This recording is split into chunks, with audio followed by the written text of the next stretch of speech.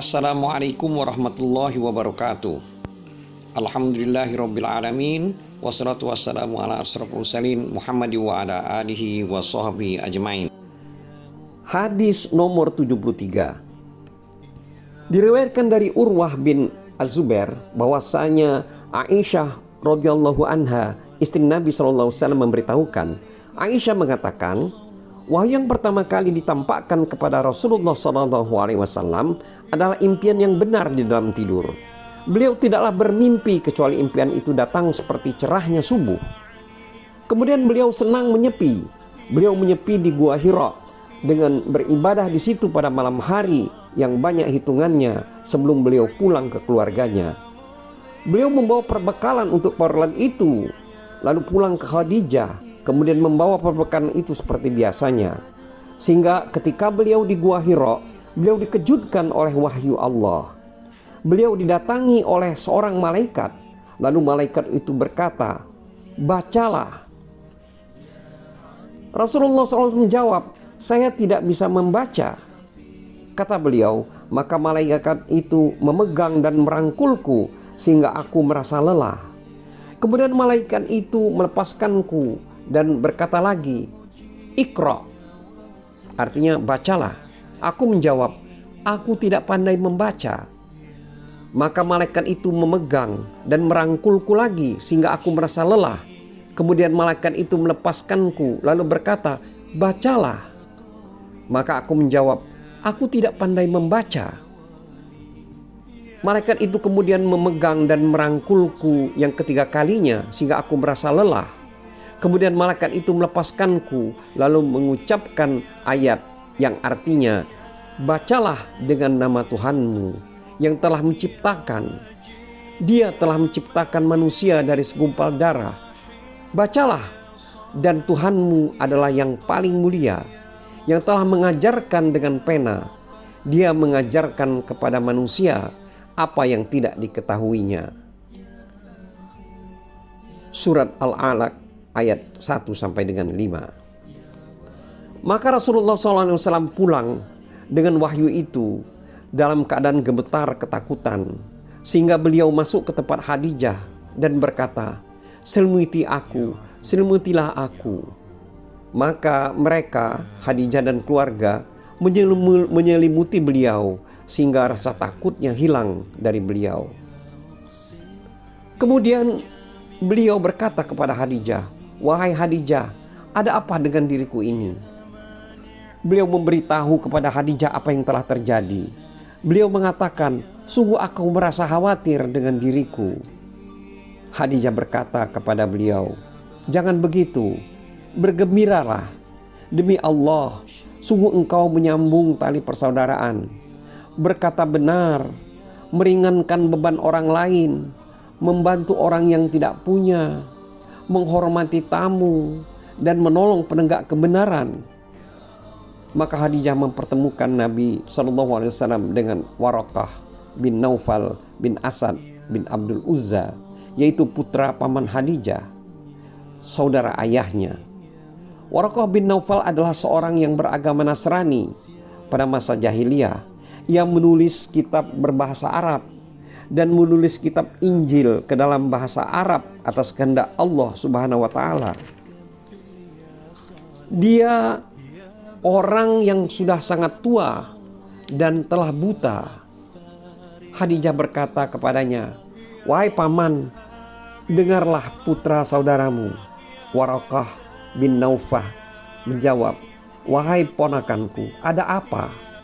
Maka Rasulullah SAW memberitahu Waraqah apa yang telah beliau alami. Waraqah berkata kepada Rasulullah SAW, itu adalah namus atau Jibril yang telah diturunkan kepada Musa bin Imran alaihi salam. Betapa seandainya aku masih muda dan hidup hingga kamu diusir oleh kaummu. Rasulullah bertanya, apakah mereka akan mengusirku? Waraqah mengatakan, iya, tidak ada seorang nabi yang membawa seperti apa yang kau bawa ini kecuali ia dimusuhi. Dan seandainya aku masih hidup pada saat kau dimusuhi, maka saya akan menolongmu dengan sekuat tenaga. Hadis ini juga diriwayatkan oleh Al-Bukhari, nomor hadis 3. Hadis nomor 74. Diriwayatkan dari Yahya. Ia berkata, saya bertanya kepada Abu Salamah, apa ayat Al-Quran yang diturunkan paling dulu? Ia menjawab, ya ayyuhal mudaththir, yang artinya, hai orang yang berselimut. Saya bertanya, apakah bukan Iqra? Ia menjawab, saya pernah bertanya kepada Jabir bin Abdullah radhiyallahu anhu, apa ayat Al-Quran yang diturunkan lebih dulu? Dia menjawab, ya ayyuhal mudaththir. Saya bertanya, apakah bukan Iqra? Jabir menjawab, saya memberitahu kamu apa yang diberitahukan kepada kami oleh Rasulullah SAW. Beliau bersabda, aku telah berada di Gua Hira selama 1 bulan. Tatkala aku selesai 1 bulan, maka aku turun ke bagian dalam jurang. Lalu ada suara memanggilku, maka aku melihat ke depan, ke belakang, ke kanan dan ke kiri, namun tidak ada seorang pun. Kemudian ada lagi suara yang memanggilku, maka aku angkat kepalaku. Tiba-tiba ada Jibril alaihi salam di atas arsy. Maka ia membuatku sangat gemetar. Lalu aku datangi Khadijah dan aku katakan, selimuti aku. Maka Khadijah dan keluarga pun menyelimuti aku dan menuangkan air kepadaku. Kemudian Allah menurunkan ayat yang artinya, hai orang yang berselimut, bangunlah, lalu berikanlah peringatan kepada kaummu, dan besarkanlah nama Tuhanmu, serta sucikanlah dirimu. Hadis ini juga diriwayatkan oleh Al-Bukhari, nomor hadis 4924. Hadis nomor 75.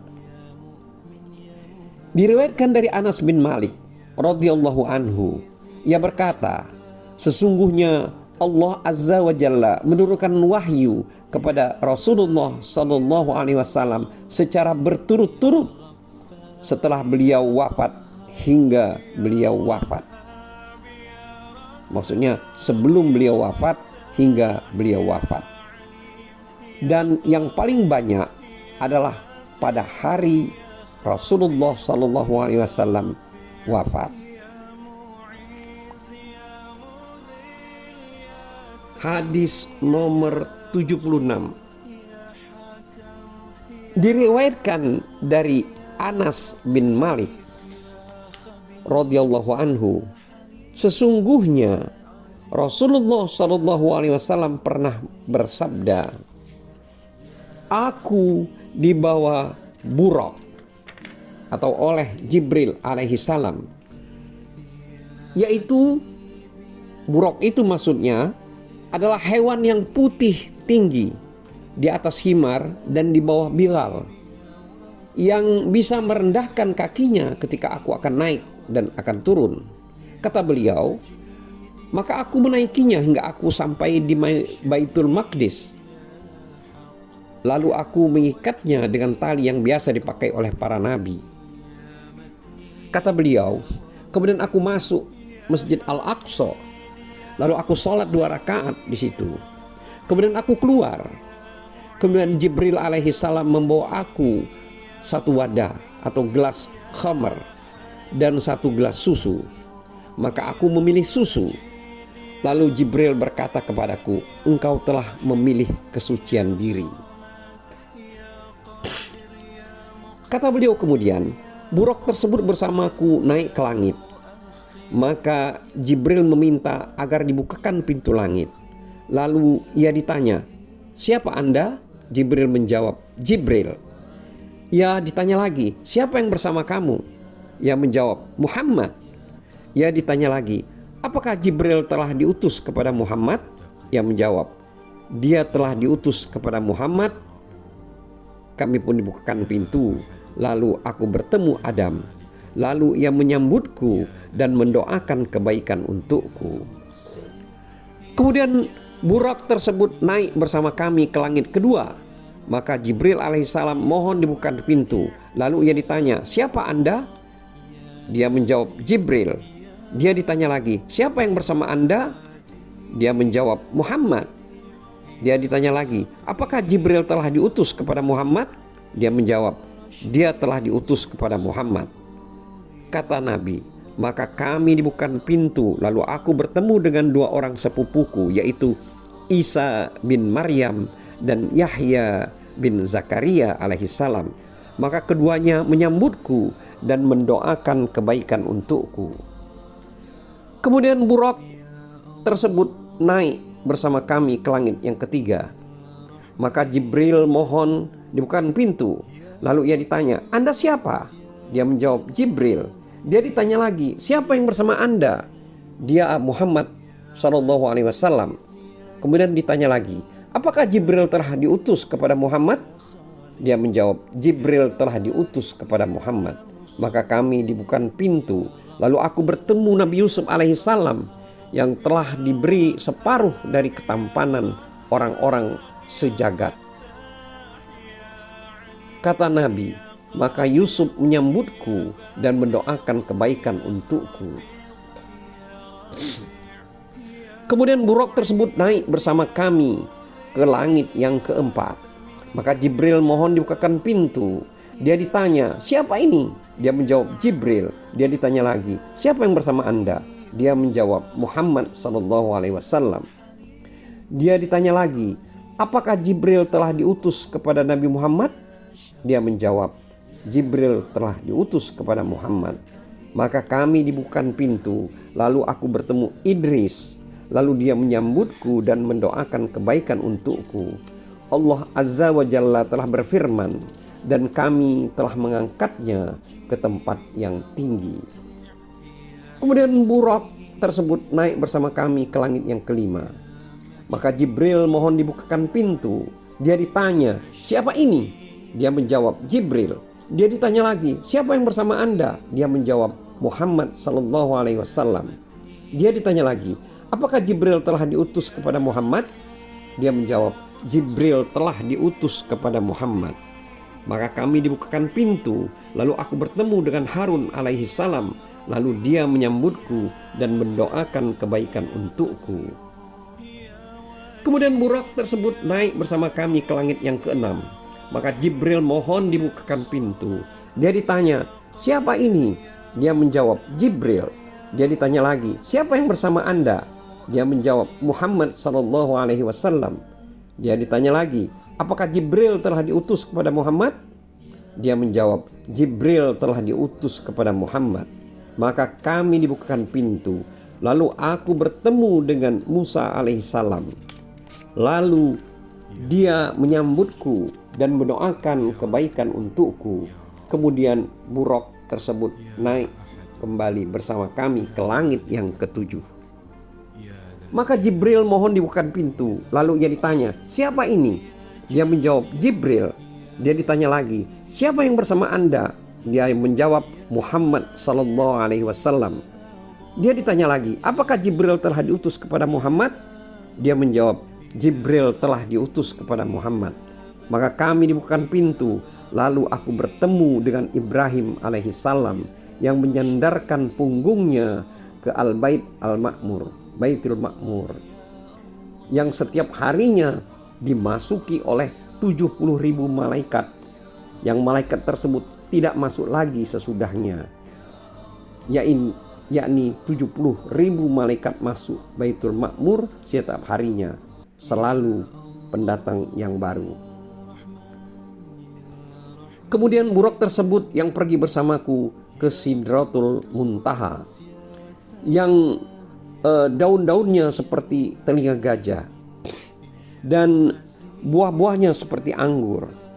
Kata Nabi SAW, tatkala perintah Allah memenuhi Sidratul Muntaha, maka As-Sidratul Muntaha berubah dan tidak ada seorang pun makhluk Allah yang bisa menjelaskan sifat-sifat As-Sidratul Muntaha karena sangat indahnya. Maka Allah memberikanku wahyu dan mewajibkan kepadaku sholat 50 kali dalam sehari semalam. Kemudian aku turun bertemu Musa alaihissalam, maka dia bertanya, apa yang diwajibkan oleh Tuhanmu atas umatmu? Aku menjawab, 50 kali sholat sehari semalam. Dia berkata, kembalilah kepada Tuhanmu dan mintalah keringanan, karena sesungguhnya umatmu tidak mampu melakukan hal itu. Sungguh aku telah menguji Bani Israel dan aku telah mengetahui bagaimana kenyataan mereka. Kata Nabi SAW, maka aku kembali kepada Tuhanku, lalu aku memohon, ya Tuhanku, berilah keringanan kepada umatku. Maka aku diberi keringanan 5 kali sholat. Lalu aku kembali kepada Musa alaihissalam. Kemudian aku katakan, Allah telah memberiku keringanan 5 sholat. Musa mengatakan, sesungguhnya umatku tidak mampu melakukan hal itu. Maka kembalilah kepada Tuhanmu, mintalah keringanan lagi. Rasulullah SAW mengatakan, aku senantiasa mondar-mandir antara Tuhanku dengan Musa alaihissalam, sehingga Tuhanku mengatakan, hai Muhammad, sesungguhnya kewajiban sholat itu 5 kali dalam sehari semalam. Tiap sholat mendapatkan 10 kelipatan pahala, maka 5 kali sholat menyamai 50 kali sholat. Barang siapa berniat melakukan satu kebaikan, lalu tidak dilaksanakannya, maka dicatat untuknya satu kebaikan. Dan kalau dilaksanakannya, maka dicatat untuknya 10 kebaikan. Barang siapa berniat melakukan satu kejelekan, namun tidak dilaksanakannya, maka kejelekan tersebut tidak dicatat sama sekali. Dan jika dilaksanakannya, maka hanya dicatat satu kejelekan. Kata Rasulullah SAW, kemudian aku turun hingga sampai kepada Musa alaihissalam. Lalu aku beritahukan kepadanya, maka dia mengatakan, kembalilah kepada Tuhanmu dan mintalah keringanan lagi. Rasulullah SAW mengatakan, lalu aku menjawab, aku telah kembali kepada Tuhanku berulang-ulang, sehingga aku merasa malu terhadap dia. Hadis ini juga diriwayatkan oleh Al-Bukhari nomor hadis 7517.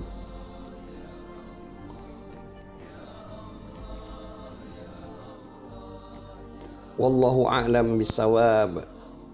Wassalamualaikum warahmatullahi wabarakatuh.